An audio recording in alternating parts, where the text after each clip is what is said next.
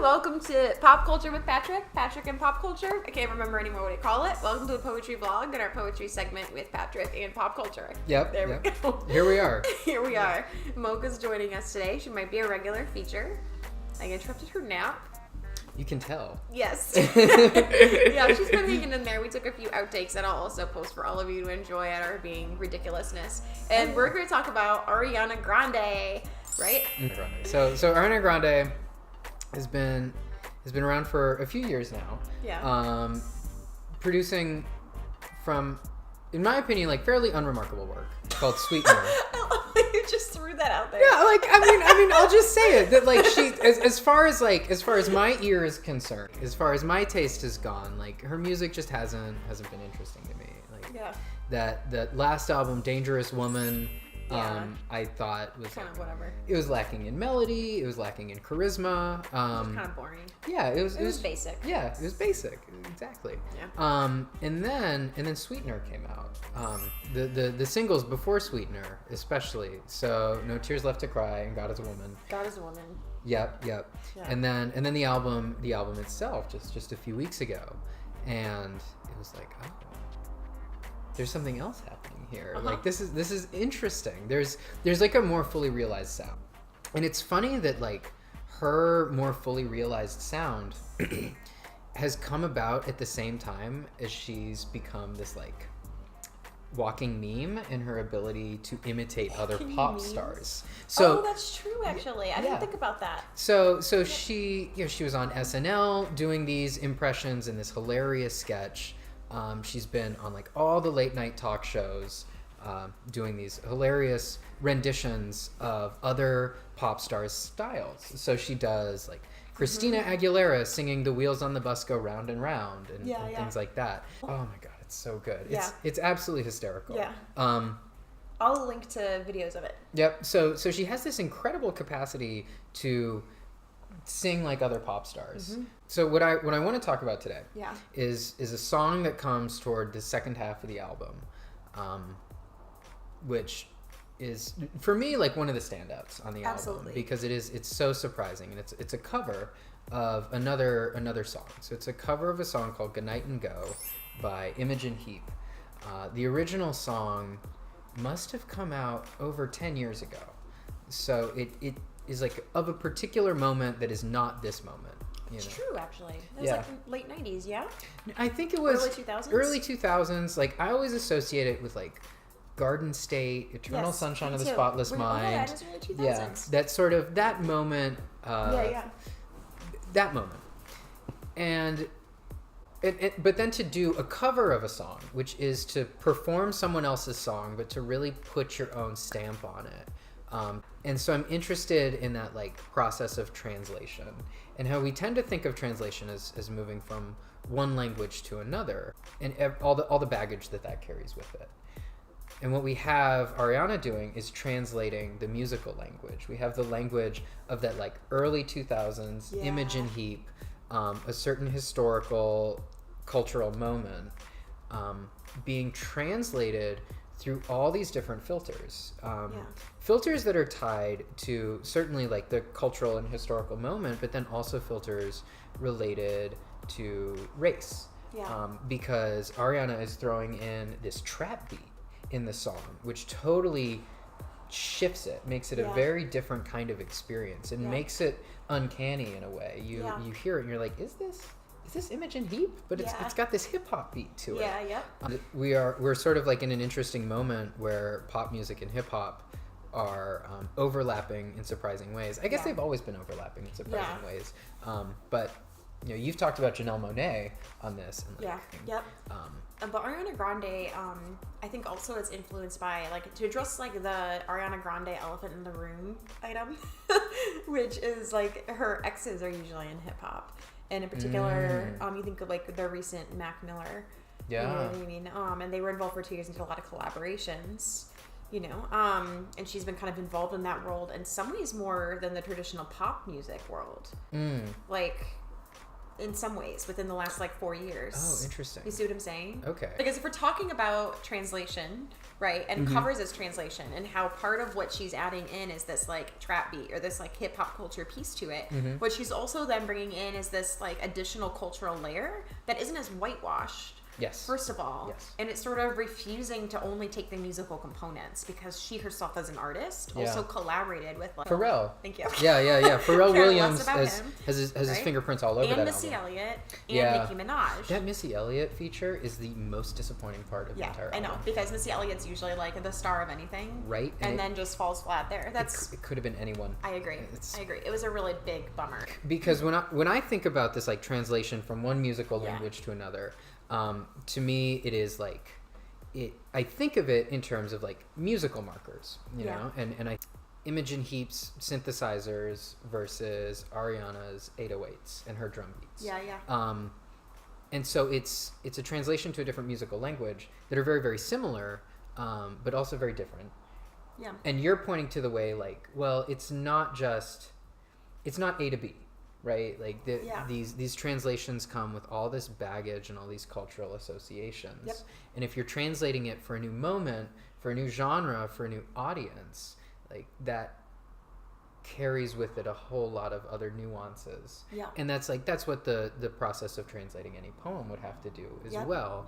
It's not enough to just say, well, okay, this word means blue in this language, so I shall translate it to the word blue in English, because any color is going to have a whole bunch of cultural associations attached to it.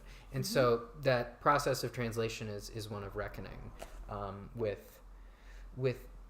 how language is culturally and historically freighted. It carries all this stuff with it, and music perhaps even more so. A trap beat is going to carry so much baggage. And I just realized that we're just talking about it like it's understood. What is a trap beat? Okay, that's really difficult for me to describe. But like trap music is a particular subgenre of rap music, and it comes from like the word trap refers to the trap house, meaning the house where a lot of the drug dealing was taking place.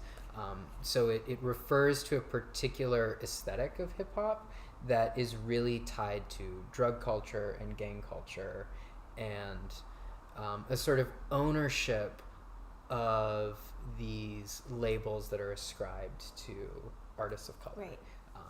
Sometimes it is completely sincere, and sometimes it's done with like a great deal of self-awareness. When we think of translation, we're moving across the language barrier. We're saying that like meaning in one language is being transferred to another language. And in many ways, that language barrier is very permeable. Not everything can be moved from one side to the other. A lot is lost. And also a lot is constantly leaking from one side to the other, whether you're trying to translate or not. There's that sort of continual exchange between different languages. And to do a musical translation shows a similar kind of set of concerns. To translate from one genre to another, some things will be lost, but some things will be gained, and like the sites of interchange will become pronounced. Sites of interchange. Oh yeah, that's beautiful. I'm all about the strange meeting. We'll do another episode on strange meetings. Okay. So I have a lot to say, but what I want to do is I want to talk about poetry now. Because the poetry vlog, right, and I want to talk about a project by a poet named Christian Hockey in his book Ventricle, and it's called Ventricle. Kind of sounds like ventricle, but it's a project concerned with an Austrian poet named Georg Trakl. Georg Trakl wrote in German. When Hockey started this project, he didn't speak German. He didn't know how to translate from German to English in the way that we think of translation, as like the accurate transposition of meaning from one language to another. To say that you can move meaning from one place to another presupposes where meaning is. From the preface, there were many other techniques, starting points, and constraints, all of which allowed for the privilege of departing from them. Above all, I let Trakl enter the space of the following texts whenever he felt so inclined. On rare occasions, after composing a poem or series of poems, we conducted a brief meeting, an interview. Always, when I went looking for him, he was there. The room we eventually abandoned is anyone's to inhabit. Ultimately, these are not my poems, nor are they Trockle's. They occur at some site between our languages, texts, names, as well as between our ghostly bodies, redoubled by the erotics of collaboration and translation.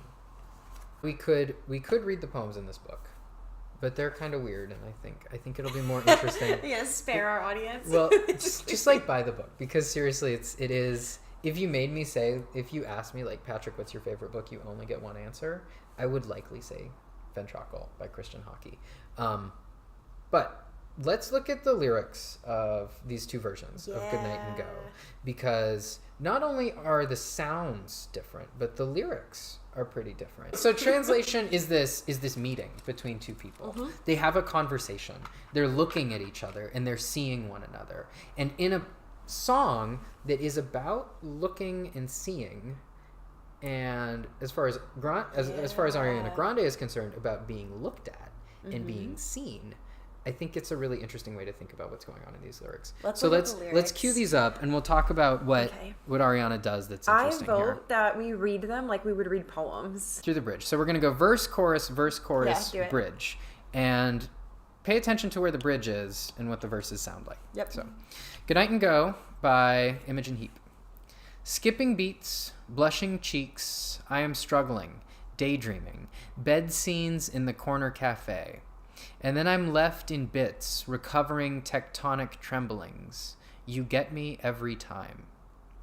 Why'd you have to be so cute? It's impossible to ignore you. Must you make me laugh so much? It's bad enough we get along so well. Say goodnight and go.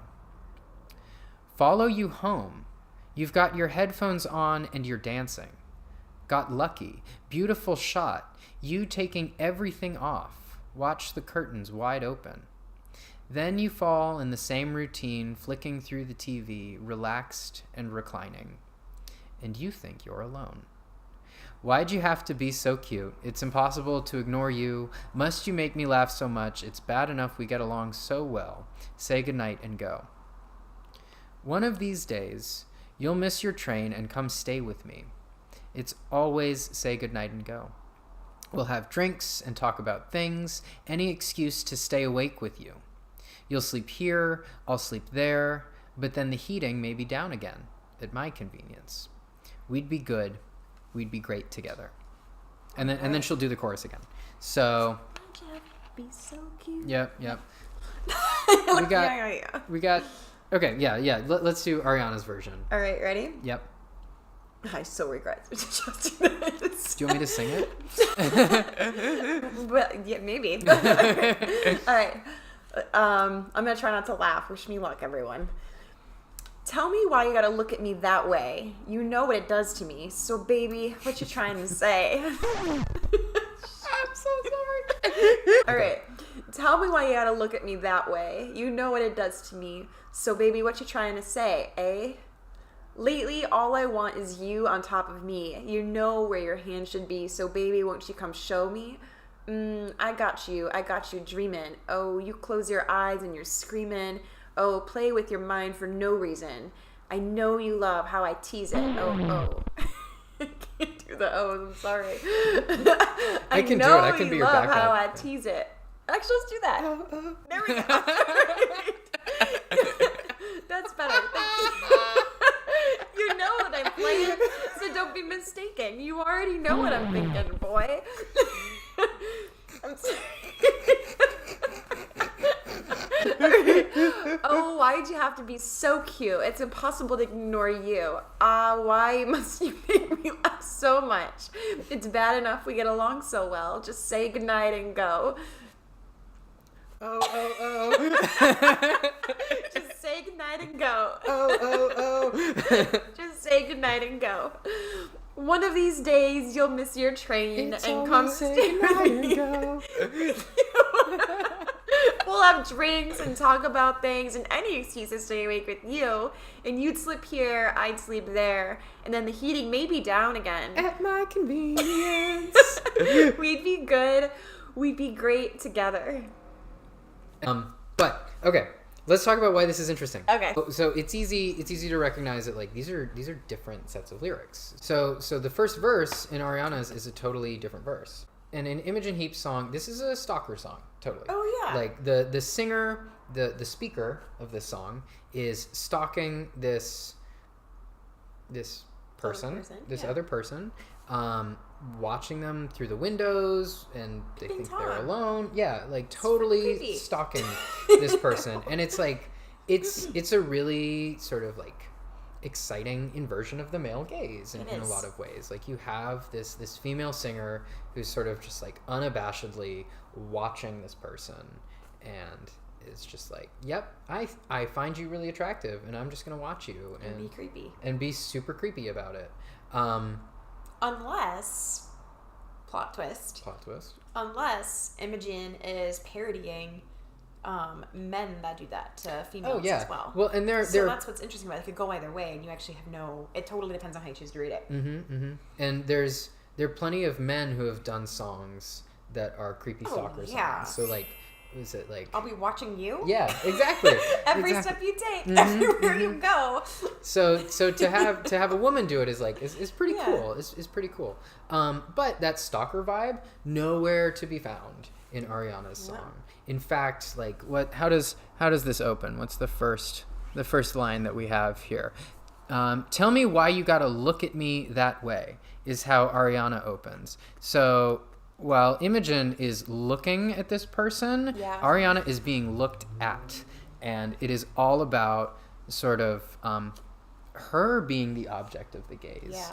But also having all the agency in it. Right? Okay. Because, like, I got you, so I have you. I've got you dreaming. Like, I got you dreaming. So I've got control over your emotions and your mind, right? You close your eyes and you're screaming, which actually sounds like they're kind of trapped. You know what I mean?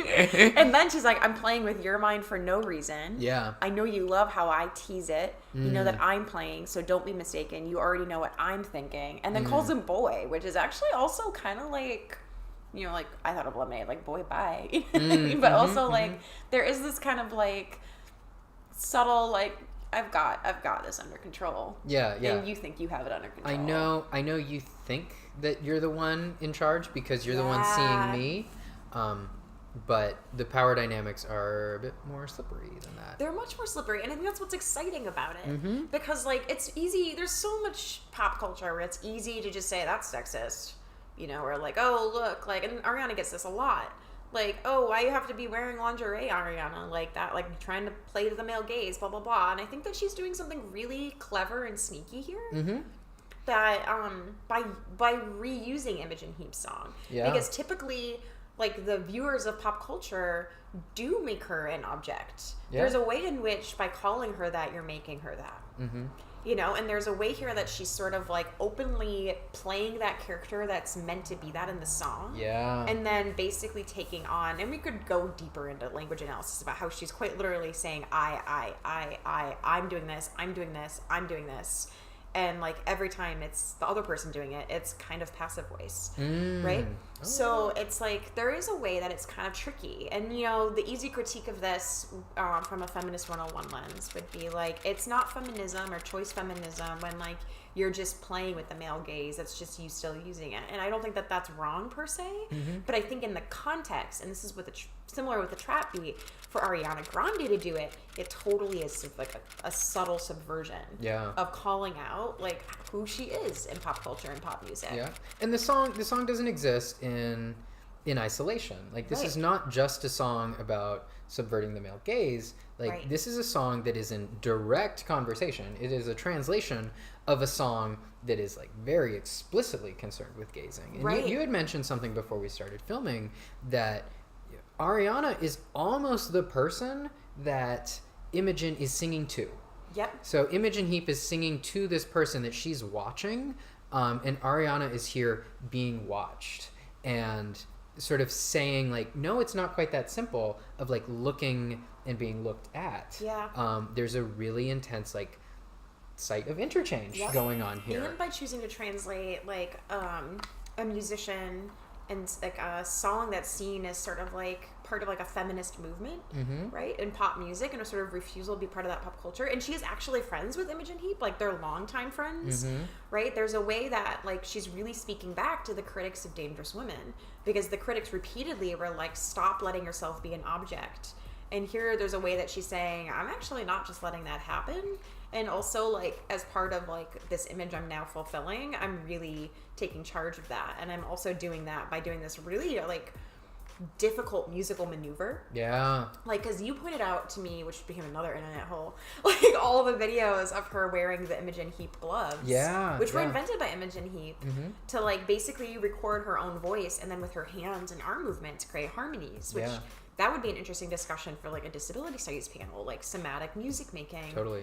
You know, because it's actually a conversation with or a meeting with or sort of a negotiation of the meaning between the two songs. That I think it's like kind of talking back. Yeah.